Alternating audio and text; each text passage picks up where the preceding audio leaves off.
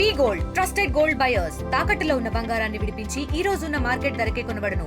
మరిన్ని వివరాలకు సంప్రదించండి 7771077720. ఏం వ్యాఖ్య చేశాడనా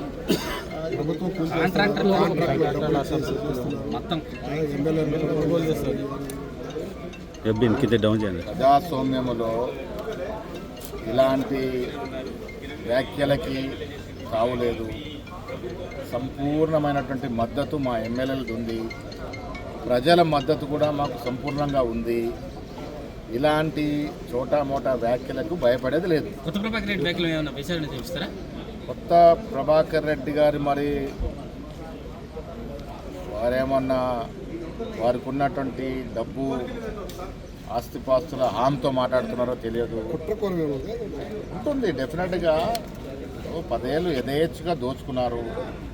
దాంట్లో ఇలాంటి కొత్త ప్రభాకర్ రెడ్డి కూడా అవకాశాలు వచ్చినాయి. ఆ దోపిడీ నుంచి ఇలా బయటపడుతున్నారు కాబట్టి అక్కస్తో మా ప్రభుత్వం మీద విమర్శలు చేస్తూ ఉన్నారు. ఒకటి మాత్రం వాస్తవం, ప్రజల బలమున్న ప్రభుత్వం ఇది, ప్రజల కోసమే పనిచేస్తున్న ప్రభుత్వం ఇది. ఇలాంటి బెదిరింపులు, ఇలాంటి కన్ఫ్యూజన్ స్టేట్మెంట్స్కి తావులేదు. ప్రజలు కూడా ఇబ్బంది పడాల్సిన అవసరం లేదు. టీఆర్ఆర్ మరొక ఎమ్మెల్యే మాట్లాడుతున్నారంటే వారికి ప్రజాస్వామ్యం మీద, ఎమ్మెల్యేల మీద ఉన్న గౌరవం బయటపడుతూ ఉంది. ఎమ్మెల్యేలు అంటే సంతలో కొనుగోలు చేసేటువంటి వస్తువులు కాదు. ఎన్నో ఏళ్ళు కష్టపడితే ప్రజల అభిమానంతో ఎమ్మెల్యేలు అవుతారు. అలాంటి ఎమ్మెల్యేల గురించి అనుచిత వ్యాఖ్యలు చేసినటువంటి కొత్త ప్రభాకర్ రెడ్డి మీద ప్రజాస్వామ్య ప్రజలు తీర్పిస్తారు. విచారణ కోరుతారు, ఎందుకంటే ఆయన బహిరంగంగా అడుగుతున్నారని చెప్తున్నారు. నేను మా పెద్దలతో సీనియర్ నాయకులు తెచ్చిన తర్వాత తదుపరి ఏముంటుందో చెప్తాను.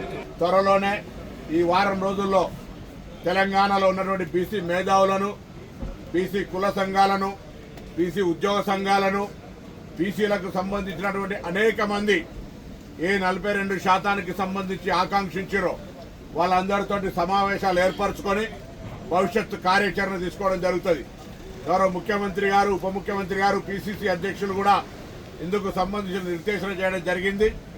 అదేవిధంగా అన్ని రాజకీయ పార్టీలను కూడా ఒక ఏ శాసనసభలోనైతే అది బీజేపీ కానీ టీఆర్ఎస్ ఎంఐఎంతో సహా ఏకగ్రీవ తీర్మానానికి మద్దతు ఇచ్చినారో, మరి కేంద్రంలో రాష్ట్రపతి గారి ఆమోదం పొందడానికి సంబంధించి కూడా భవిష్యత్ కార్యాచరణ తీసుకునే ఒక కార్యక్రమం రూపొందిస్తున్నాం.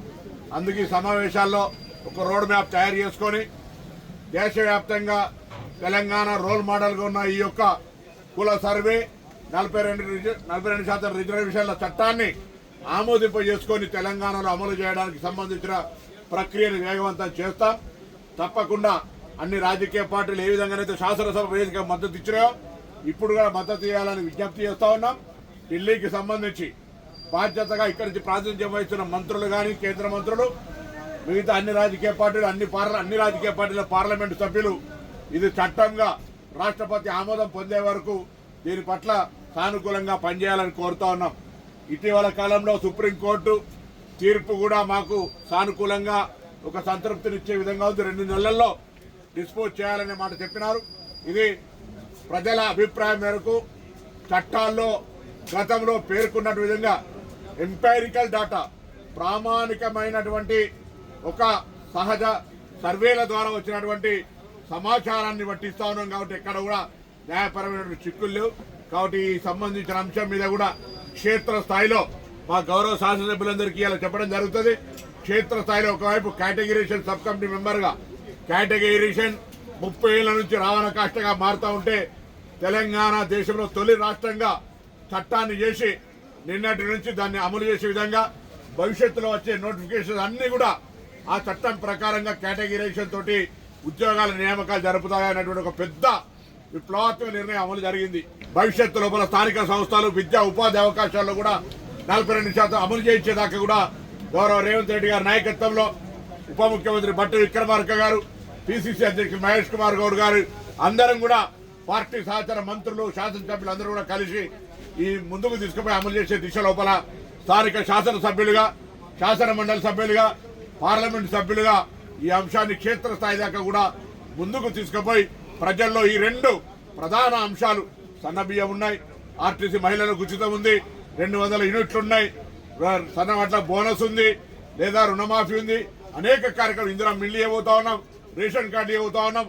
చరిత్రలో ఎన్నడూ జరగని కార్యక్రమాలు జరుగుతున్న అంశాన్ని క్షేత్రస్థాయిలో తీసుకుపోయే విధంగా శాసనసభ్యులందరూ కూడా ఈ యొక్క రాబోయే కాలంలో ఎండాకాలం ప్రతి ఒక్కరు నియోజకవర్గాల్లోనే నీటి సమస్యలు రాకుండా ప్రజలకు అందుబాటులో ఉంటూనే మిగతా ఈ అభివృద్ధి కార్యక్రమాలను ప్రజలకు నేరుగా చేరే విధంగా చూడాలనేటువంటి మాట కూడా ఈ సందర్భంగా కోరుతా ఉన్నాను. నేను ఆయన ట్రాన్స్పోర్ట్ బిజినెస్ మెన్ అనుకున్న ప్రభాకర్ రెడ్డి, ఆయన జ్యోతిష్కం చదివింది తెలియదు, మేము జ్యోతిష్కం చదవలే, మాకు ప్రజల విశ్వాసం ఇచ్చినారు. ప్రభుత్వం కూలిపోవాలని మీరు మీ నాయకుడు కోరుకుంటే చెప్పండి. ఎప్పుడైతే ఎన్నికైనా 16 నెలల నడవంగా కాళ్ళల్లో కట్టెడ్డం పెడుతున్నారు, ఇప్పుడు మళ్ళా పిల్లి శాపనార్థాలు పెట్టిరు.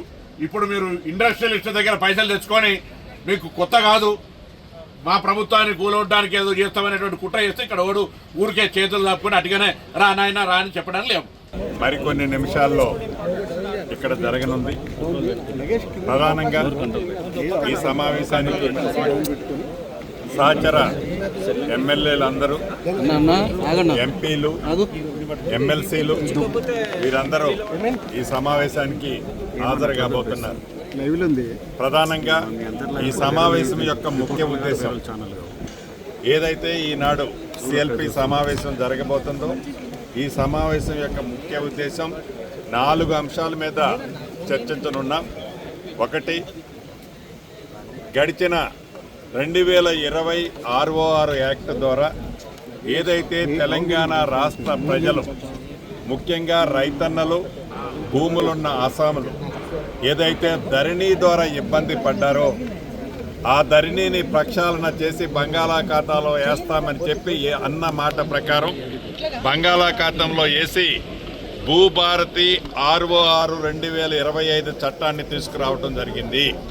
దాన్ని గౌరవ ముఖ్యమంత్రి రేవంత్ రెడ్డి గారు నిన్న సాయంత్రం లాంచ్ చేయడం జరిగింది. మరిన్ని వీడియోస్ కోసం ఛానల్ ని సబ్స్క్రైబ్ చేయండి. లేటెస్ట్ అప్డేట్స్ కోసం వాట్సాప్ ఛానల్ ని ఫాలో అవ్వండి. ఆ లింక్ డిస్క్రిప్షన్ లో ఉంది.